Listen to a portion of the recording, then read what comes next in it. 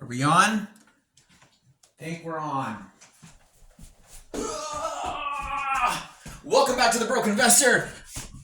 My name is Digital Neon, and I love silver, Bitcoin, and blockchain. Nothing you see here is financial advice. Please do your own research on any investment trade, blockchain, asset, governance token, meme coin, Pokemon card, anything you're going to put your money into. Please do your own due diligence into that.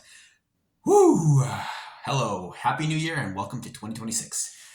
We did it. We got through 2025, and I made like next to no videos in the year. So we're starting off the year strong again. I'm doing this because I don't like making videos, and this is really tilted over.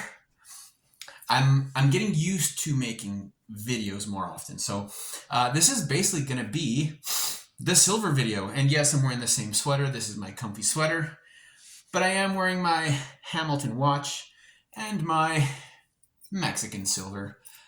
Just because, I just like my sweaters, but I also like feeling a little stylish here and there. So let's get right into it. The Broke Investor 2026. So the story of the year, I think, for me, getting out of 2025 is silver. Do you remember 9 months ago, 10 months ago, a year ago, a year and a half ago, maybe even 2 years ago, I was saying silver is going to pop, silver is going to pop, silver is going to pop. And silver year to date has performed 140% to the upside. To the upside, okay?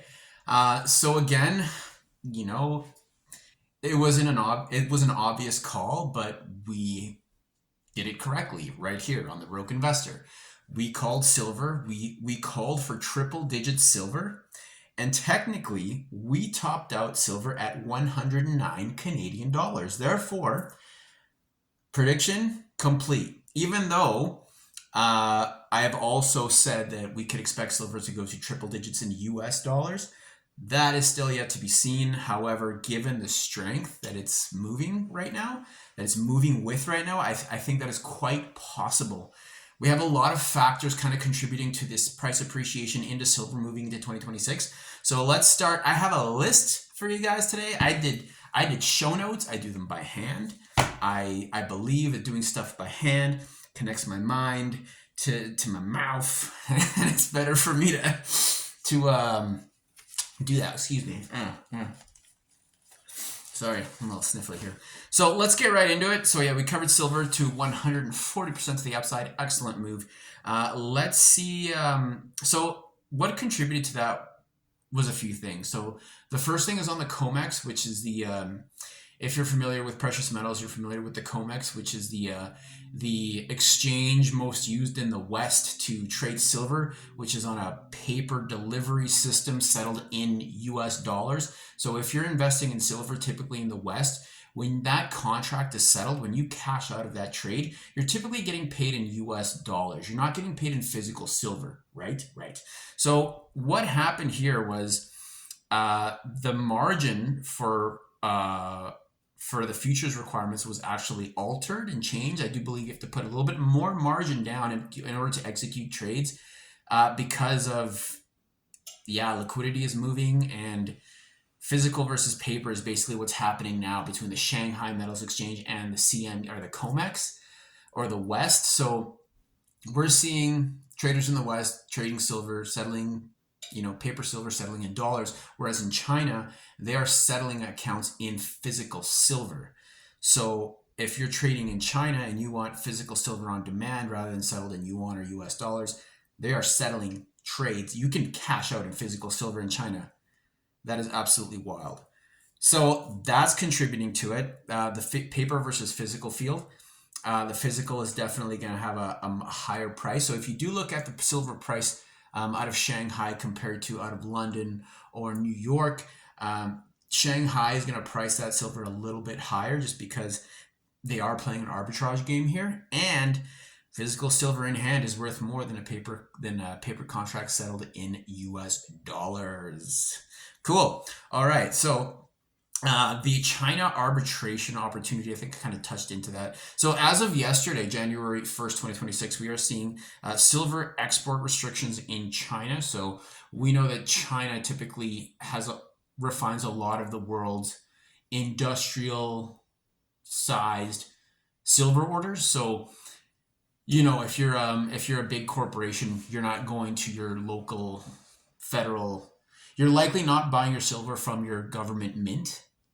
It's possible, but I'm going to say it's not likely. It's likely the amount of silver you're using to make EVs or batteries or whatever your tech product is, um, insulation systems for homes, cell phones, um, anything with a screen on it. The list goes on forever. Satellites, missiles, whatever. It uses physical silver, right?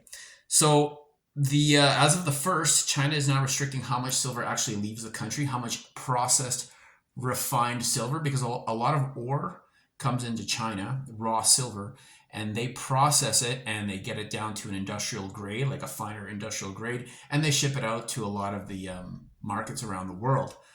So now China has now set up a system where a few selected state-sponsored entities will be determining how much silver and what silver leaves China.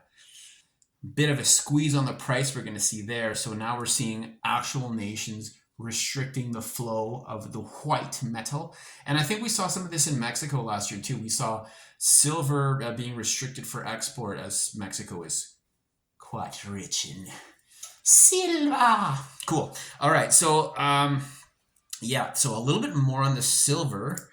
Yeah, cover the production. Yeah, so the price continuation. So as of today, silver is sitting at about 99. I'm going to do this in Canadian dollars. It's about 99.97 Canadian dollars. What is that in USD? I don't know, like probably, I don't know, like 60 something bucks, 68 bucks, 70 bucks. I couldn't tell you. If you want to figure it out, figure it out. But we saw a pullback in the silver price, basically because like a lot of profit taking happening, very sharp and aggressive incline in the price. We were calling for it. We were watching it on the chart the whole time. We knew it was going to happen, and it happened. So, with that being said, a lot of analysts are saying that the price is going to top out in 2026. When in 2026? Who knows? The market's always hard to kind of guess in time. But I feel that this rally can continue after we get some consolidation, just like when we talk our Bitcoin. We want to see price kind of regulate at a new level before moving to moving another leg in either direction. Given what's going on with silver, I'm bullishly biased on another leg up.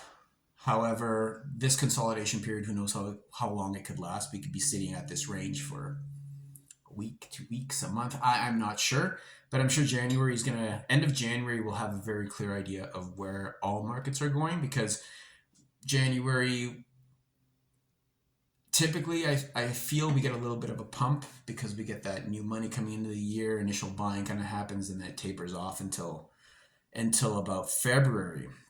So that's silver price looking good. It's late to get in. Did you see the move, or are you getting FOMO? I'll be very honest with you. It's late to get in. I would be waiting for a pullback. I think $50 silver is a good place to buy. Again, this is $50 US now, not Canadian dollars. $50 US, I think that should be 37 Canadian bucks around there. I don't know. Seems to be like the new floor. It's the old peak. So we typically see old peaks become support on the chart. So if you have the patience to wait for a $50 US, $50 US is going to be like, it's going to be like 68 bucks Canadian, 68, 70 bucks Canadian. Sorry, my mistake.